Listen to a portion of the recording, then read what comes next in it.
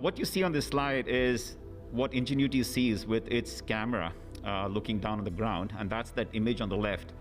And what you will see as we play the animation in a little bit is you will see the features that Ingenuity is tracking on the ground, which then it combines with inertial sensors, and it achieves those kinds of accuracies. Now, this data is from Flight 2, where it's particularly easy to see all of this performance. And there are 3 plots that will animate. The first one shows the position, and you can see that we'll see that the altitude is held to within 1 centimeter.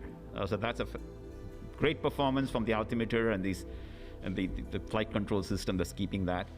And the positions, as we are fighting in the wind, and sort of surfing or riding the wind, is within 25 centimeters. That's less than a foot. The second plot you'll see is the velocities as the system is going, forward and back. And the third plot shows the heading, how well are we pointed? And we have incredible pointing, like it's 1.5 degrees. In fact, some of the imaging folks have been taking some of our images and overlaying them. They haven't had to do much in the way of correction because the initial pointing information we give to them is just perfect.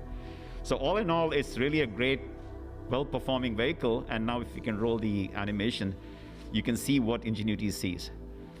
As it takes off, all the green features are what it likes. Red features are what it's rejecting as being outliers. And you can see that every time the vehicle, as it approaches a turn, you'll see all the features sort of spiral out. And it's just great watching this. This is the hardcore engineering data that lets us validate our models. So when we go off to design the future helicopter, we have a solid basis of data that we have confidence in. We know that things worked. And there's a treasure trove of this data that really allows us to finish this technology demonstration phase and take on the opportunities to go to other aspects of the mission, which is to serve as a scout.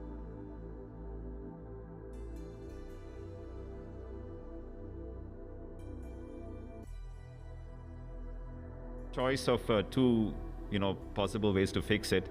One was a software fix, which would have taken a little bit longer to get onto the aircraft. And then the other one was this sort of little bit of a random touching of the registers, if you will, that would flip the mode, good 80% of the time. We chose that path because it was the most expedient path and it didn't disturb the existing software, which otherwise has been doing extremely well. And it's just a matter of timing. There is a bug, that this is a workaround for the bug. And we're exploiting some slight idiosyncrasies in the timing of the way the computers talk to each other to sort of fool the system into being okay and accepting the transition to flight mode.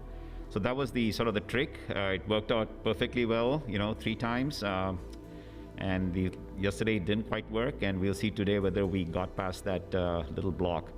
But it was a known way of doing it, and it was quite successful, so we're quite happy with it. But as this days proceed, we might choose to get the more permanent fix into the system, so we don't have to play this dice game every time we try to fly.